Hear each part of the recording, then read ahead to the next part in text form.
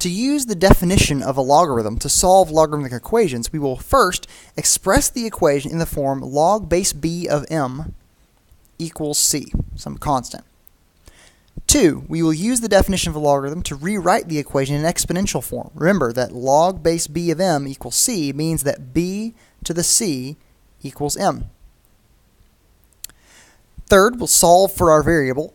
And then fourth, and this is important, fourth, we will check any proposed solutions in the original equation. Include in the solution set only values for which m, that would be this argument of our log, for which m is greater than 0. Let's solve for x. Always check to make sure the solutions that you get are in the domain of the function.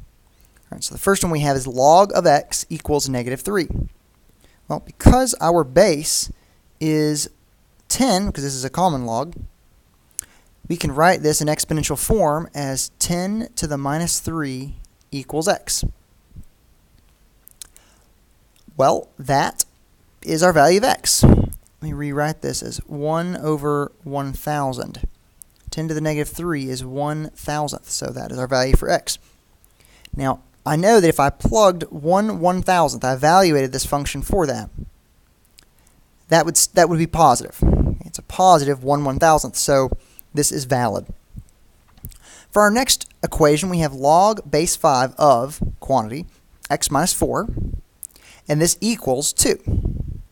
So writing this in logarithmic form, well, it's in logarithmic form. Now, because our value as an argument is x minus 4, that means that x must be greater than 4. Remember, recall back to our domain. So if our values are not greater than 4 as a solution, then it can't be possible. It's out of the domain. So we can write this in exponential form as 5 to the second power equals x minus 4.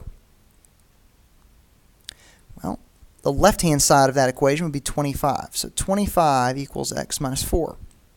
And if we add 4 to both sides, we find that x equals 29. Now, because x must be greater than 4, we know that x equals 29 is a valid solution. Next, we have 2 more equations. Solve for x. Always check to make sure the solutions you get are in the domain of the function. Do you think it's important yet? All right, well, the first one we have is natural log of x equals 7. Well, we don't have a base written here, but natural log indicates we have log base e of x equals 7. So we can write that as e to the 7 equals x. And again, that tells us that x is equal to e to the 7. Now, looking here, our argument is just x, so that means that x must be greater than 0.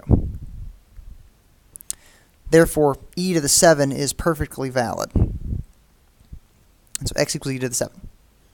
Now for our last example, we have log base 5 of, and our quantity here is 8 minus 7x, close parentheses, equals 3. It's in the logarithmic form. Now 8 minus 7x is greater than 0 whenever, let's see, we'll subtract 8 from both sides, so negative 7x is greater than negative 8. And then dividing by negative 7, we see that x is less than 8/7. So we need to check that our answer is less than 8/7. Now let's write this in exponential form as 5 to the third power equals 8 minus 7x. Now 5 cubed is 125. So 125 equals 8 minus 7x. And we'll subtract 8 from both sides. All right, so that is 117. So 117 equals negative 7x. And then dividing by negative 7 on both sides, we see that x is equal to negative 117 over 7. Well, is that less than 8/7? It is, because it is negative. So x equals negative 117 over 7 is a valid solution.